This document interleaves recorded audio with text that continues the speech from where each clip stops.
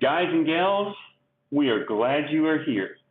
Yeah, that's right. Welcome to Real Talk at the Round Table with Coach William Orcom, Coach David Smith, and Coach Alicia Hoffarth. We are here and we're going to be talking about Small business, small business. business coaching. Yeah, that's right. That's Alicia's specialty. Thank you. Thanks for having me. It's an honor to be hanging out with you guys. Yeah, it's an honor to have you here. I remember when we connected just a few weeks ago, you were talking about some recent successes in some business clients. Yeah, I super enjoy working with business owners. I didn't start out that way. I didn't think that business owners were my jam, but they really are. And I have a number of clients now who are business owners and like wide variety, all the way from the little boutique to, what's now $1 million business. And it just, we don't go into business, same as, developing our coaching practice. We don't go into business to struggle. We go into business because we love the work that we're doing. And but sometimes, especially the financial part of it, is really a struggle. And so to find ways that we can kind of ease that struggle, that we can set up processes that make it easier and make sure that the business actually pays ourselves and pays our family and supports our family in the way that we want and need it to. Without it being like this huge stress, that's super important to me. Yeah, it is super important. What about small business owners is really just attracting your coaching? I mean, small businesses are the backbone of our country. And I see that as it's just, they need support. They don't have a lot of support. I think that's what attracts me to small businesses. Number one, I connect with them. I've just been in the business realm in one way or another, basically my entire life. I grew up on a dairy farm, which was a business. And so it's always been about the struggle of the business and making a business run. And I think that's just what really makes my heart sing a little bit when I talk to somebody and they're like, well, yeah, and I have this little business on the side, or I'm trying to figure this out. And I'm like, yes, let's do this. Yeah, as we're going down these thoughts, I'm remembering again when we connected several weeks ago, and you're so humble about your successes, and I really had to draw it out of you almost. It felt like, which was a blast. I'm not complaining at all. So in that, I remember something specifically that you said, Alicia. You said, it's not that like I'm the reason why they're succeeding, at least not the sole reason. You said that you were simply their thinking partner. Talk about that a bit. What does that look like? Business owners, entrepreneurs, solopreneurs, they're intelligent. They're bright. They have great ideas, but they are just mired in the day-to-day stuff of it, and they get overwhelmed. And again, I can relate. I get overwhelmed. I am like, I don't know what to do next when I'm working on my coaching practice. So they're in the same thing. And sometimes I'm like, I wish I just had me to talk through things with, but not me, somebody else, and they have the tools. They just need to realize that this is the right tool to use right now. I mean, they don't always necessarily have the tools, but they have the general idea. And so then it's about refinement. So I love Profit First. I currently am dealing with the regular Profit First for contractors, Profit First for real estate agents, Profit First for creatives. So like I've gone through all the realms of Profit First now pretty much. And so it's providing them that tool, but then just walking with them as they figure out this is what works for me, because it's not like, okay, we're going to be hard line in the sand. This is exactly what you have to do. It's about, what is going to work in your business and in the flow of your life. Yeah, well said. Well said. Yeah, and it's key because, with small businesses and stuff like that, a lot of us are, businesses. A lot of coaches, they run a business. It's a small business. Some are doing it from their home. Some are doing it from an office. And some actually have a bigger practice and they run it from an office building and things like that. So being that you're set up for small businesses, now do you work with coaches, or do you work with like businesses with as far as like group benefit packages and things like that? I am really only working with like solopreneurs or, super small businesses. So like the largest business I'm working with, it's a husband and wife that own the business, and they have, I don't know, maybe 5, 6 employees. So, I've thought about group benefit package type thing for them. That's kind of down the road, but we start by things as basic as, when you only have one checking account between your business and personal, that's a little bit of an issue. So we need to work to split that apart. And how do we do that if your cash flow doesn't support you paying yourself?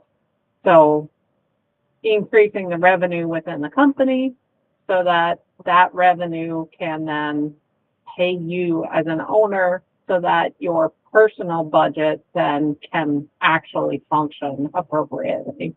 Mm-hmm. Yeah, and you give a good tip, especially starting out. You got to be able to have the balance. You have, mostly, I guess, what you're dealing with is people that have LLCs.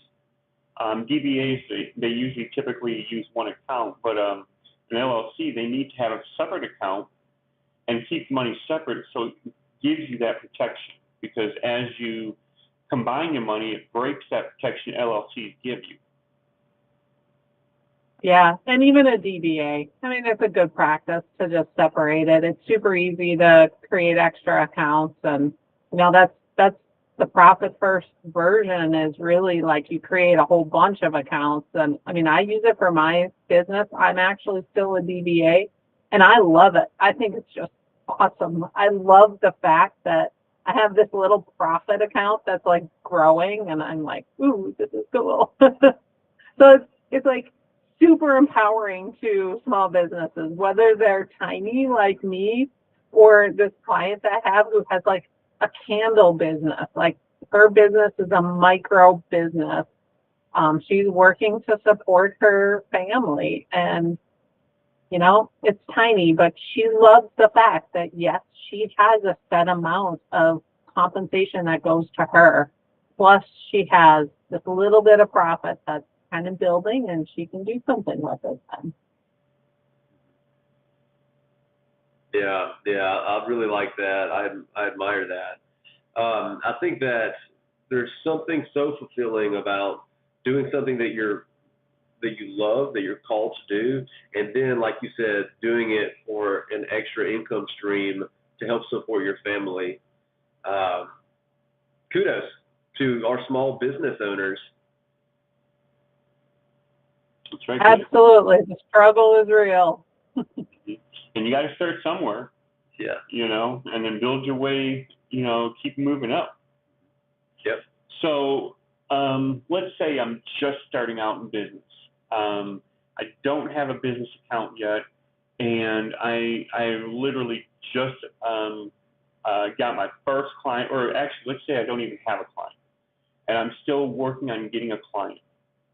And it's definitely a struggle. How can you help me?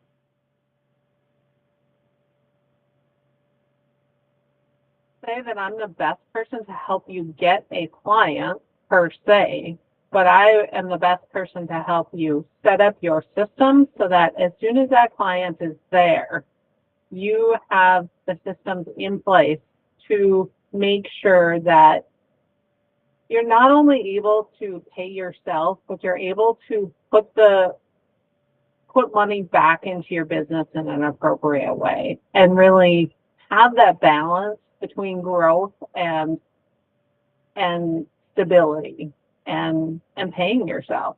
I mean, it's super important, but it really is finding that balance. So I didn't have that system set up when I first started. I was just like, okay, there's money in the account. I guess I can, do something. I didn't have a very good plan. I will admit it. So I would, I'd be like, all right, let's set up the system immediately, even before the first client comes in. Mm-hmm. So being that we're setting up a system and getting things going, don't want to give too many of the secrets away, but what's the first thing I need to do to get moving? Read profit first. Really, truly. That's what I would do. I would read the book and just create the account. So within that, you create numerous bank accounts. I would just start right there. That's really good. Yeah. See, I give a lot away. I don't, no bars held. Whatever. If you, you can start there and then we go from there. Like, that's just step one. There's so much beyond that as you really start to bring revenue in and determine. There's a whole piece about, figuring out your percentages. There's things like writing a business plan, which you may or may not have as you start. And that's part of my development, is creating some additional tools for businesses. Really a business startup guide is something that is on my radar to create. I haven't created it yet. I also know that small businesses don't have a ton of money at startup time. And so I am more than happy to point individuals to the free resources and to then just walk with them along that. And as they start to grow and build, then it comes time to, okay, let's look at optimization. Let's look at what's next. Let's look at how to expand your business into different offerings. Mm-hmm. Yeah. If I've learned anything as a coach, it's I can't give away too much value. Mm-hmm. I'm going to give away value, and then I'm going to establish that emotional connection, and that way, whenever you start to win, you're wanting to share those victories with me. It's natural, and then we're going to start this coaching relationship and just keep moving, right? Mm-hmm. Now you mentioned the business plan, and I love that because personally, we should have a budget or a plan for our money. And so we have the 4 walls, things like that, But for your business plan is basically personally your budget. It's just your budget for the business. So what would conclude in the, we don't want to go over everything because we want you to still be able to do clients and stuff, but what would the 4 walls be of the business? Ooh, I like that. Oh, that's a good one. You're putting me on the spot a little bit there. Well, to be honest with revenue. you, I work with a lot of businesses, and I kind of tailor them, so I kind of have a behind-the-scenes secret so that I can pull out of you. So David's like, if you don't want to share yours, I'll share mine. I think that's just what I heard. No, that's not what I said. I mean, you can. I don't care. Go for it. But well, it's all about you. Come on now. I know, but you put me on the spot. And Okay, well, I'll help you out. I mean, obviously revenue, right? Mhm. Revenue is the starting point, and keeping your operating within reason. Profit's important, and owner's comp. So we've got revenue, profit. What else? Operating expenses, keeping them within reason. There's three. Well, revenue. Revenue is the basis of all of that. Yeah. Yeah, I know, like, you know, we definitely, the plan is definitely sorted out in, you know, like those three areas, because you want the money coming in and then you have to balance it out to, you know, what is going out and, you know, your profits and all that kind of stuff. I was gearing more towards like four walls, like in a personal budget, it's your shelter, utilities, it's food, and that's groceries, not going out to eat, Right. and it's travel. Well, businesses is completely different because you don't have to worry about food because the business doesn't provide food, generally speaking. The business doesn't, travel isn't something that is required to keep the business going. So the business four walls is a little bit different than your personal four walls. However, you know, the place of business, whether it's an office, whether it's a building, whatever it is, and the utilities are main keys. Those have to be provided in order for you to stay in business, you know? Yeah. Yeah. Yeah. So, That's true. Sure. And then you need clientele, and you need employees, whether it's yourself or others. You need somebody to provide whatever your product is that you're selling. Yeah. I think marketing has to go in there somewhere. yeah, speaking of marketing, what is a good percentage? All my money coming in for the business, how much should go back out in marketing so that I can get more clients? You know, that's going to vary like significantly, because a real estate agent is going to spend way more money on marketing than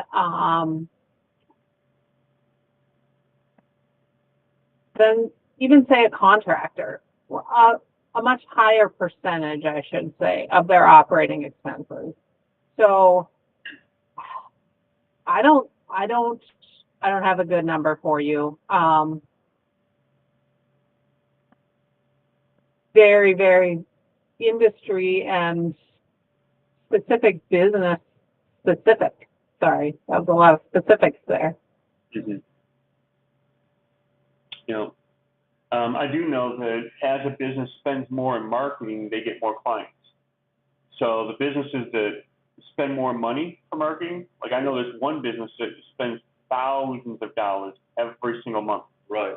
But then they're making millions with clients. Right. Right. You know, so the more they put out, the more they're going to get in.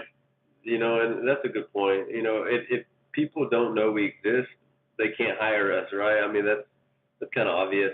I think it's a good point, Al. And then Alicia, you said something about contractors not having to market as much. It's almost like, well, the proof is in the pudding kind of thing. I think there is still a level of marketing that goes in, but for real estate agents, perhaps they're spending more.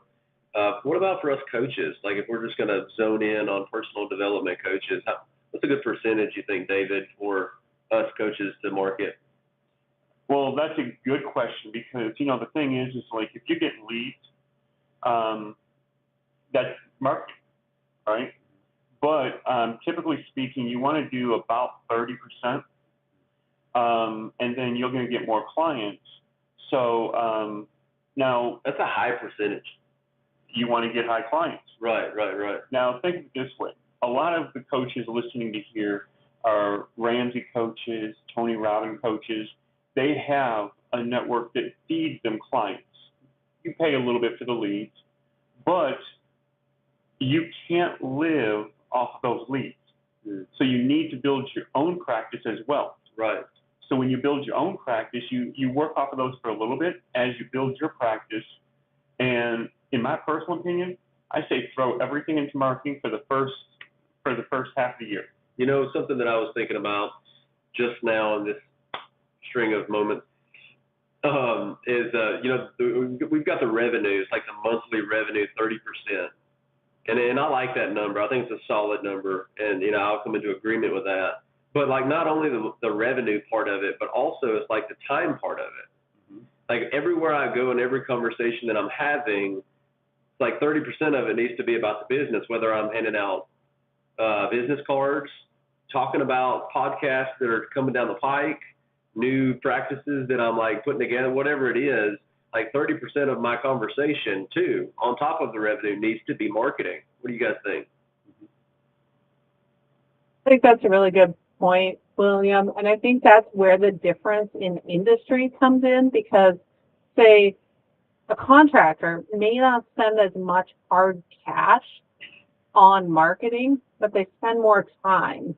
So they're spending more time doing the networking with industry partners, networking in professional organizations that bring them additional business. And even doing like creating value for their current customers so that they continue to get referrals. So they're probably spending less dollars on marketing than a real estate agent is, but they're spending more time. The real estate agent may spend less time. I mean, depending on how you define marketing, right? Because if you're talking to potential buyers or sellers, that could be considered marketing also. But they're going to run more ads. They're going to pay for more leads potentially, email marketing, all of that kind of thing. Yeah. I think that's maybe a big part of marketing, for any business, especially as coaches, is social media. Everybody's always like glued to their phones. They keep scrolling on these things. It's like, how can we get in front of them? Well, and for the most part, social media is free marketing, but then you can boost your ads and stuff, boost your posts and stuff, and then you have to pay for that. Right. But generally, social media is free marketing. So how much free marketing do you have clients use and stuff like that, Alicia? So I don't get into marketing a whole lot, to be perfectly honest. This went down a marketing path, and I'm like, okay, this is probably my least comfortable area. Again, because they often know their industry better than I know their industry. So it's about having that conversation about, okay, do you think you're doing enough marketing? How can you do additional marketing if you're not getting the clients that you need? How are you optimizing your budget around marketing? That type of thing. And yes, absolutely, encouraging them to use social media platforms, especially anything that's free, because money is tight. And I mean, the same, I've been a little hit and miss on social media, but I'm spending a budget line item to have my daughter help me, just so that I have a better presence and putting more time and more money into marketing, because it's important. It's free marketing, but there still is a cost of creating the content and being present and interactive. Okay. So being that we're going to jump back off of, I don't know how we got into that rabbit trail of marketing, but let's jump train tracks and get back onto what you're comfortable with. And after all, this is about you. Train tracks are dangerous, David. I did a lot of playing on train tracks when I was a kid. You just got to be fast. I'm still here. That's right. And I've got all my limbs. You were a good frogger then. A frogger? Yeah, back in the day you played that frogger game? I did play that game. I was the frog in the road. Mm-hmm. But it was train tracks. And I didn't play in the road. My parents would have killed me for that. They didn't know about the train tracks. That's right. So, when we're working with the, small businesses and things like that, and really touching the people, the majority of your clients, are they typically just, I know you said solopreneurs, So like, singles, 2 people. Oh, you said solopreneur. Yes. Yes. Okay. So it's like, very small. And you said the biggest that you've dealt with is about 6. What is your average? Like the most of the people that you deal with is usually about this. What is that? Most of them are solopreneurs, maybe with an employee or 2. Okay. And so if I have a business and I've got, let's just say I have 1 employee. So it's me, my wife, and I got 1 employee. And so what's the best advice that you can give me to keep my business going strong?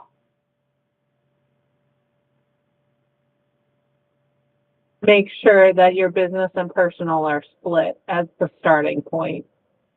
I cannot tell you how many people do not have that basic step.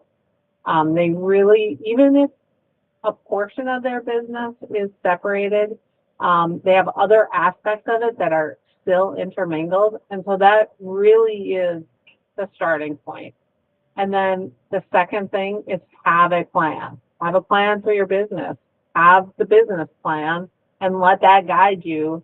Have it be your budget.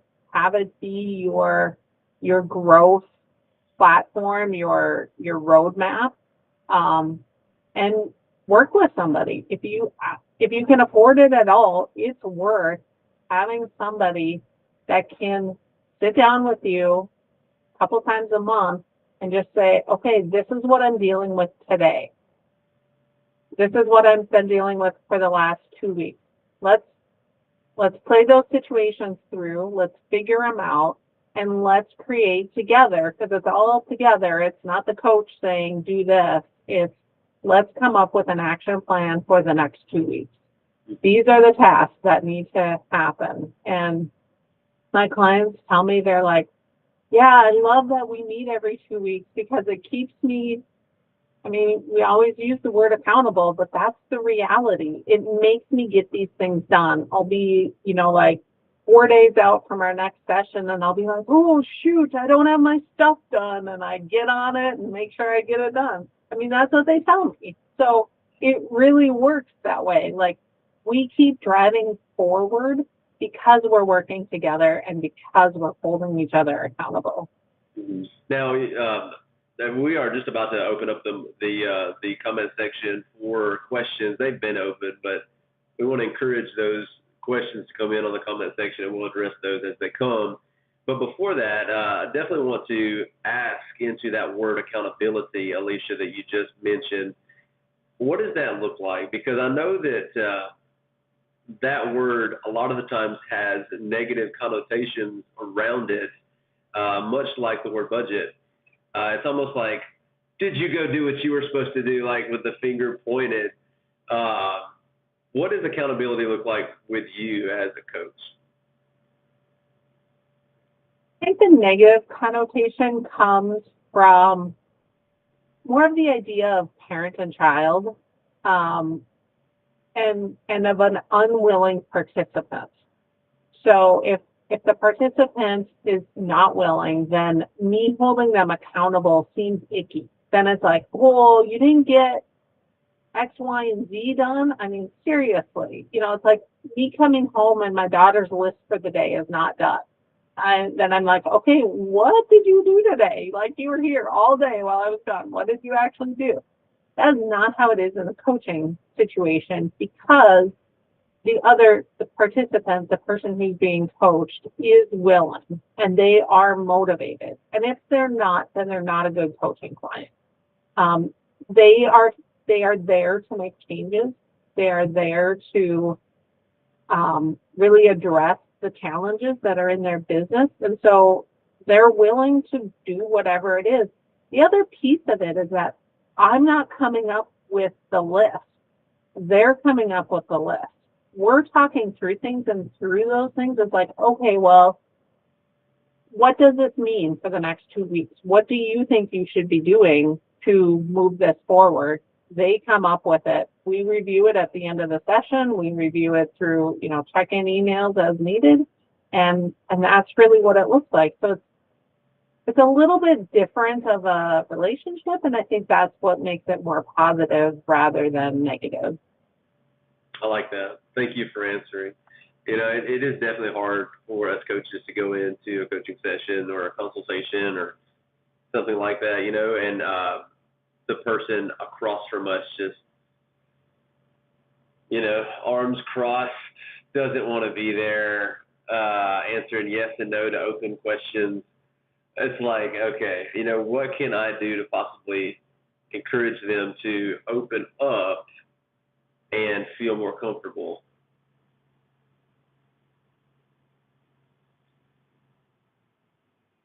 Anyway, we encourage questions. So anybody that just happens to be watching, come on in here with some questions that you would like David, myself, or Coach Alicia to address, and we would love to address them. That's right. And by the way, the best question gets a reward. Oh, that's right, David. I'm glad that you brought that up. Do we know which reward that we're going to be dishing out? Oh, yeah. And there's going to be a lot of rewards being talked about at the end. Oh, okay. All right. Well, I guess you'll just have to stay tuned then. We've got a huge announcement. Matter of fact, this is skipping through. We actually have a sponsor that we're going to be talking about today. Oh, boy. Come on. But there's a link being posted automatically 48 minutes after the hour. And it's going to automatically be on the YouTube channel auto-posted. So 7:48. 6:48 our time, 7:48 Eastern time. Got it. It's automatically going to be posted on the YouTube channel. Well, that's exciting. So about that time, we got to make that announcement. Okay. All right. Well, don't want to miss that. And what else, David? We have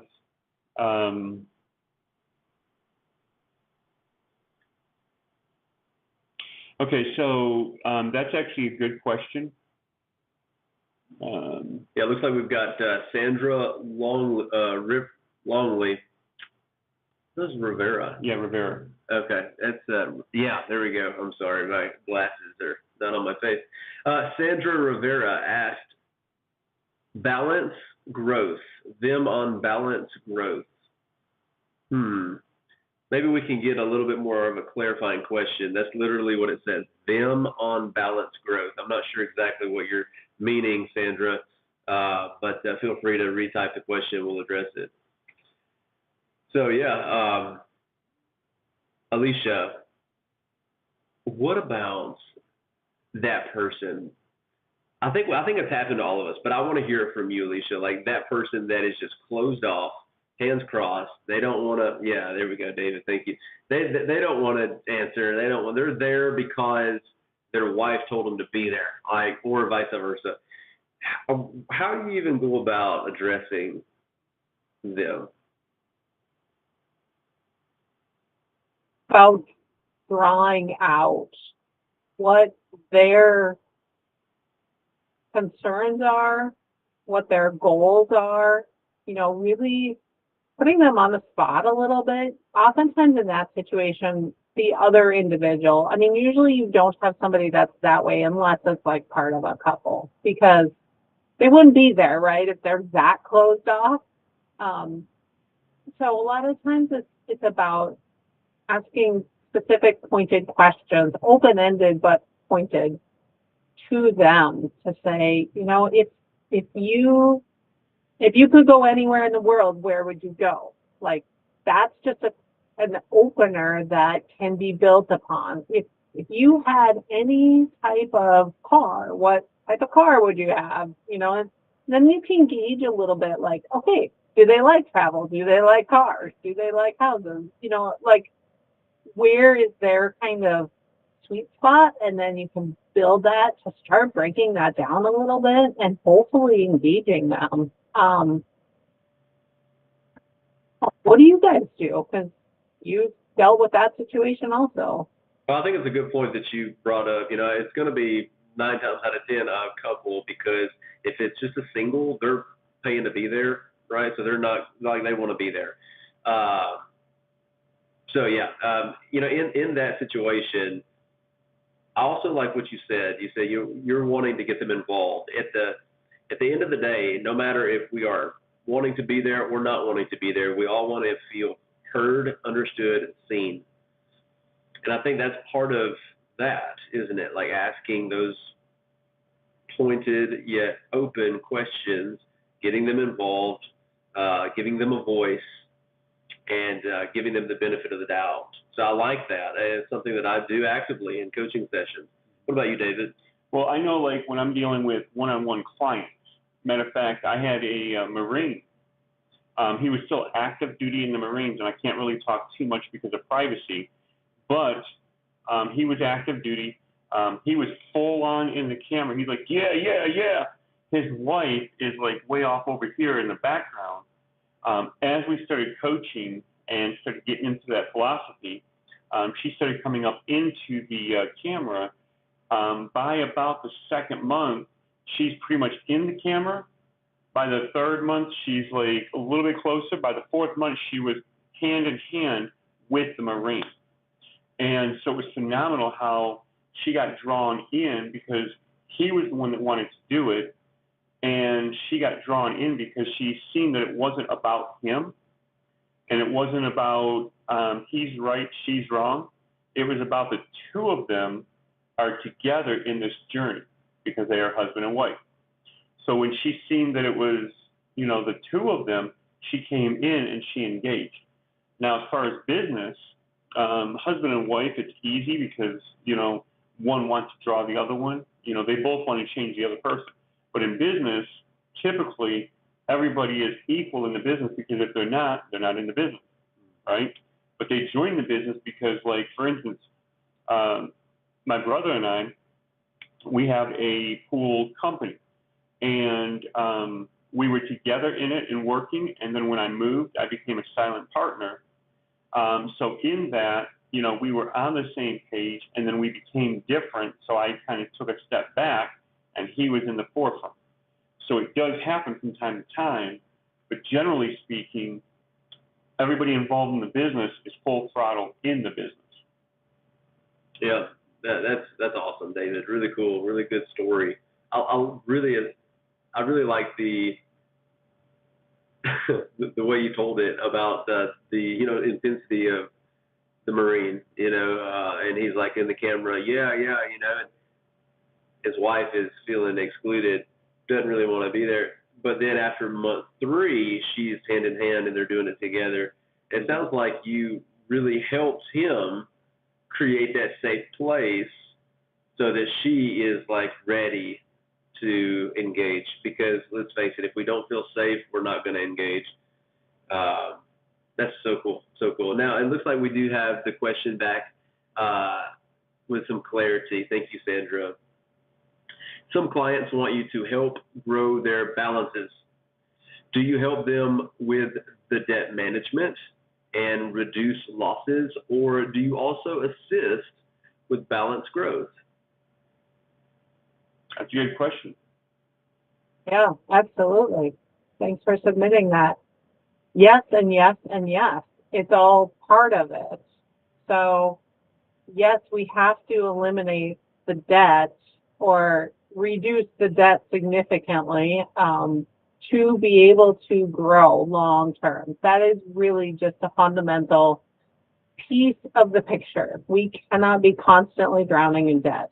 However, as we do that, and as a strategy of paying off that debt, we need to grow those balances. So we need to increase the revenue generation. I mean, that really, you have to start with getting some extra revenue in there and decreasing those expenses. If the business is spending frivolously, then you really have to look at it. It's not that much different than a personal budget.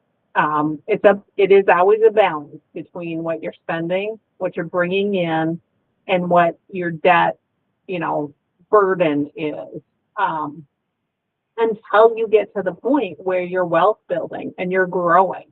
But a lot of the times, the small businesses that come to coaching, they're not in the growth phase.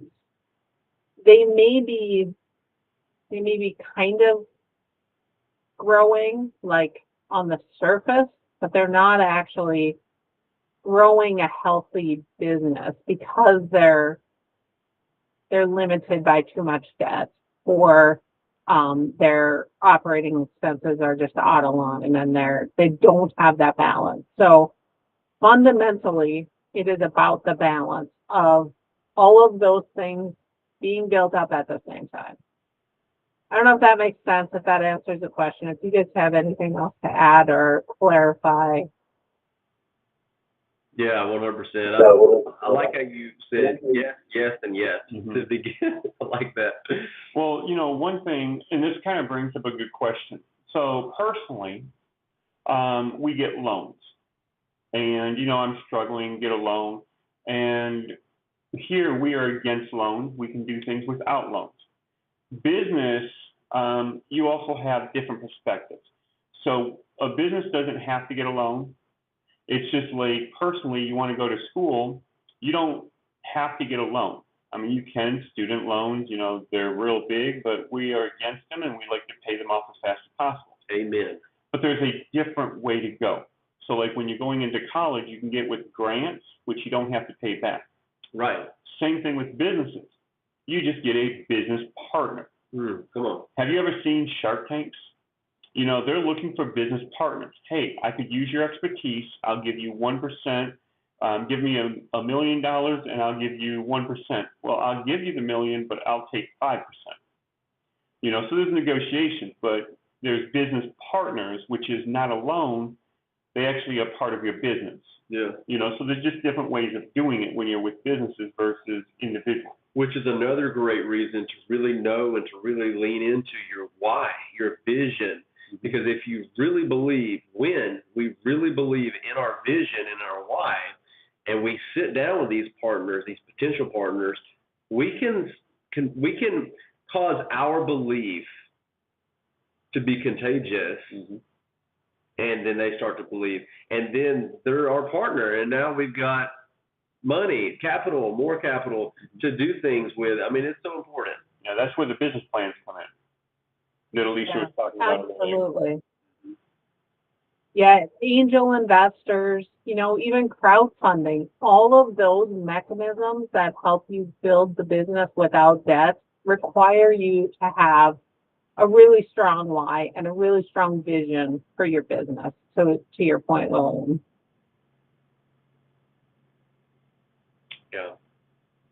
Yeah. Wow, this is a really good conversation here. I'm just trying to like rack my mind on what else, David? Yeah, it's key, you know, because we want to do things the right way. So we don't want debt, you know, so we want to do things in the different ways. Yeah. You know, grants, partners. Our culture is so sold on loans. On debt. Yeah, it's like, it's normal. It's okay. You can go, and like nobody thinks debt's a bad thing. Like nobody actually thinks it's a bad thing. As a matter of fact, you want to be judged, tell people you don't use debt. Tell people you think debt's dumb, and they'll look at you like you're dumb. But you know, the funny thing is, 20 years ago, 30 years ago, 40 years ago. You're pushing. Okay, no. I'm not even thought of now. So the thing is back in the day, there was no such thing as loans. Loans is like a newer thing. 40 years ago? 40 years ago, they had no loans. You sold your soul to the business. That was called something. Trying to remember what it was called.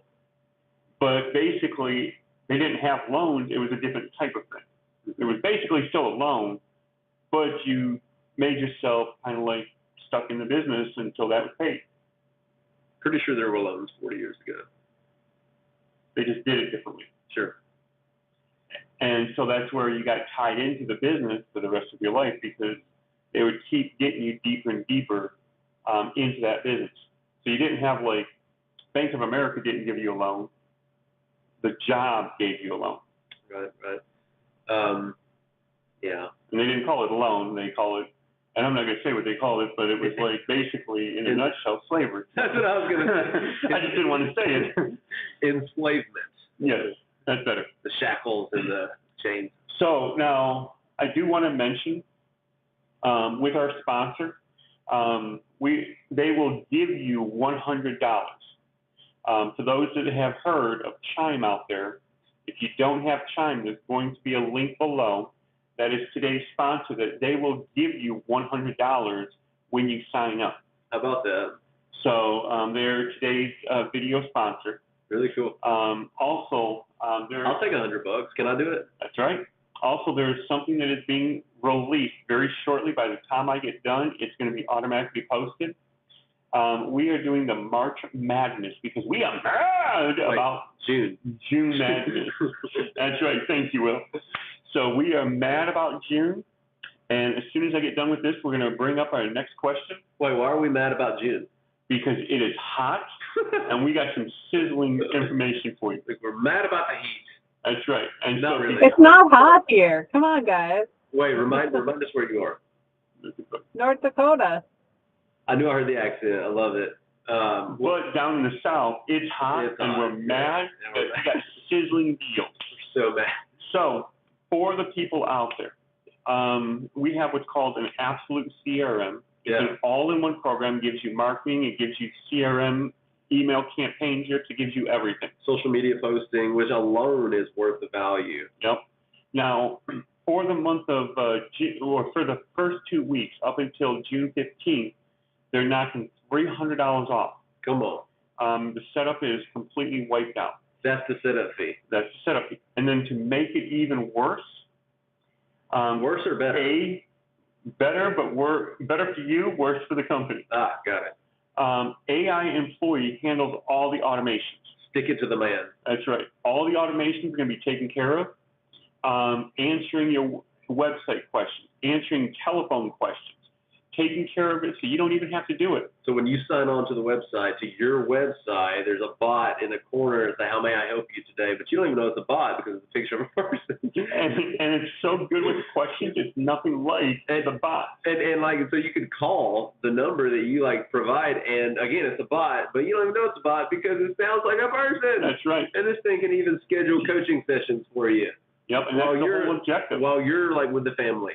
So basically, and that's going to give it for you for free for 30 days. So it's basically giving you a $450 value. Come on, plus Chime. And it's going to give you an extra $100. That's a lot of value. And matter of fact, in 1 minute, there's going to be a nice, cool video automatically posted on YouTube that you will want to check. Because it's going to give you a rundown. It's awesome. You can't miss it. Fax it to your dad. So now we have a really good question.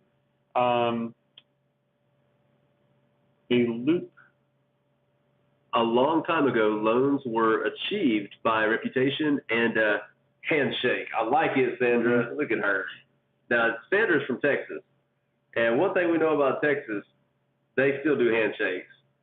Praise God, they still do handshakes. It's still the good old boy system in Texas. But yeah, okay. I love it, Sandra. I do. I love it. Yeah. So now, diving right back in. One of the questions I have for you is, as you're working with these small businesses, and they love to network and things like that, how do you network with them, or do you line them up with networks to help grow their business, or do you push them or encourage them to get into the networking field? Yes, absolutely. Because that's a huge part of it, right? That's a huge, again, networking is sometimes free, sometimes not free, because there's like the BNI groups, which have a fairly steep price tag to them, but they're appropriate for certain individuals. My one client who's a contractor, they have a BNI group that they go to all the time. It's not exactly BNI, but it's a similar system. But then there's other clients that, that is not an appropriate networking group for them. Similarly, for myself, there's nothing like that in my area. So I'm connecting with my Chamber of Commerce. Again, they're not very active. So I'm actually pushing them to create different opportunities within our community. I'm looking at a larger networking space because I'm in a rural area. So it's very dependent on the situation, on where they're at and what they need to be doing. There's virtual, national-based networking. So, as a coach, I do some of that also, whether it be in, our coaching realm or with other businesses, so that we're creating those referral partnerships and just awareness. I think awareness is a big deal for almost every business, and having the confidence to be out there talking about your business, so that even when you're, just having a chat with a friend at a class reunion, you can be talking about your business confidently. Mm-hmm. Mm-hmm. Yeah. Partners, high school, friends, family, people at the grocery store, gas stations, like at home in the mirror practicing. Like, it's so important to know your messaging, yeah, and to be excited about it. Mm-hmm. Yeah, for sure. I think you guys do a great job of being consistent and being excited about kind of some of the things you're working on, and that's awesome. And finding unique ways to, hey, we're gonna do June Madness instead of March Madness, because March is boring and June is cool. And so I love that. I love seeing businesses do things that are different, maybe along the same line, but at the same time they take it and they make it their own. Mm-hmm. Yeah, and we always hear like how hard it is, how hard small businesses are to grow and things. It's like, just embrace the hardness, embrace the struggle. And like I was talking to David, I don't know, probably 2 months ago, I want to say, if that's right, maybe it's way off. But we were talking about this. I was like, man, dude, we are going to carve out a spot. It's not about if. Like, and you were like, yeah, we will. And we're both just determined. I think that's what it takes. So thank you for that encouragement. I appreciate that. I know David does as well. What do you have, David? One thing I have to say is, since you brought up BMI and different things like that. What'd you call me? BMI. Chamber of Commerce is one of the greatest to get into, because typically speaking, it's local and it connects businesses with businesses. So Chamber of Commerce is like one of the best. Now here in Nashville, Chamber of Commerce is way too expensive. So a lot of times what you do is you do the outskirts, Bellevue, Mount Juliet. You do the outskirt Chamber of Commerce, because that way you can get in and you do those kind of events. What do you think about Chamber of Commerce? Chambers in a lot of areas are great. It depends on the chamber. So again, in my very rural area, our chamber is so small that our community is small. So networking within a very small community, there's just only so many business owners. However, everybody knows somebody else. And so it's still important. It maybe isn't your sole source of networking. I'm looking at statewide, not necessarily a statewide Chamber of Commerce, but like we have a women's business center that I'm in conversations with them about how to get involved in. So that's a statewide organization. Again, we're in North Dakota, so we're the size of Nashville, right? We have to do things a little bit differently, but it's the same idea that you're making connections with other business owners. You're making connections with individuals who have shared goals, not in an exact business, but in the general idea of building businesses and building community, and you can help each other build community. It really comes back down to community also. Like, we have to build community, whether it's our local physical community, our larger topic-based community like coaching, our coaching community, or whether it's our national community. Yeah. Limiting beliefs.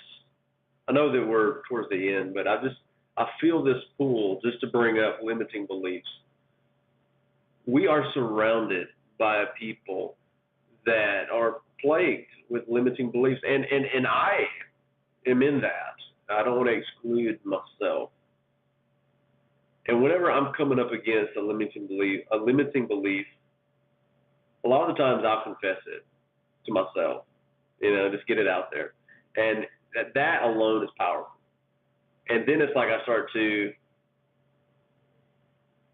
really meditate on it, maybe talk to a friend about it. I know David, he's been rock solid, and I know that there's safety. He's not looking to throw stones, use it as fuel or ammunition against me. You know what I'm saying? So I think, like you said, Alicia, it comes back down to community. And when we have coaches in our corner that will help us address those limiting beliefs in real time, we can get over them. And then watch out, because really there are no limits. I liked how you said you brought your limiting beliefs and brought in community, because one of the things that we have is we have a community that's for the coaches. It's completely 100% free to join, to give your opinions, to be there. It's for any coach that has any kind of certification or credential. Tony Robbins coaches, Dave Ramsey coaches, ITF, BBC. If you have a certification or a credential of any kind within coaching, you are welcome. And this way, all coaches can connect. We help each other out. It's a very powerful community. They have blueprints, different categories, so that you can win a lot of prizes. We're giving a lot of stuff away in that coaches community. It's true. It's really for the coaches. And matter of fact, it's the coaches community. A lot of stuff was designed from coaches, for coaches, and all the people running it is all coaches. Yeah. And as we grow, it's coaches that join in. Yeah, we've got workshops coming down the pike this next week by David and myself with 2 apiece, 4 total. You don't want to miss out on that. Like, that's fire. It's fire. There's a power connection. There's a lot of stuff in there. Yeah. So, for all those listening, you definitely want to get involved in that. Now, how do they get involved in that? There's a link below. There you go. Click the link. The links are powerful. And then the other thing is, too, the middle of June, there's going to be another community for all those Christians out there. Ooh, and the link will be coming shortly. Okay. So there's going to be 2 powerful communities, but there's a lot of good things coming. Sounds like. Just for you guys. And we want to hear a special announcement right now. Alicia, you have announcement you want to bring up to us? Oh, I just want to say, connect with me. Let's just have a conversation and see where that leads. For anybody that has a business, looking to start a business, I would love to have a conversation and see how I can assist you and be your guide. And so I think David was going to put the link to my website. It's in the comments below. Yep. So click on that and connect on social media and book a call so that we can have a conversation and just understand what your needs are, and I can serve you. That's right. Now, for Sandra, there's a link below as well, so you can claim your reward, because there's a powerful reward coming to you. Come on. We had 5 people that were in here pretty much consistently throughout the whole thing, and out of all those, you were the only one asking questions, so you definitely get a reward. So make sure you fill out that form, and the reward is on its way to you. Is that coming out of your pocket or mine? Both. You're going to pay for it too. So with that being said, today's sponsor, the link will be shortly. Also, there is going to be a code that you will enter. The description of the information is below, but the code is going to be added to it shortly, because we wanted to wait for it to come out. But in the video, the code is in that video already. Gotcha. I'll give you a little secret. It's JMAD2025. JMAD 2025. That's the code that you will use. How that's not a secret, it just aired live. That's right. Okay. That's going to be the code that you will use to get set up completely included with AI for 30 days. I like it. So we thank everybody for coming. This has been powerful. We are glad you're here. And again, all the links, everything is in the description below. So you can get all the information that you need. And we thank everybody for coming. Well, one last thing before we end. Alicia, thank you so much for being on. Looking forward to having you on again. Thank you both for having me. This was a blast. We had lots of great conversations, and thank you, Sandra, for the questions. And yeah, it's great. Thanks for all you guys.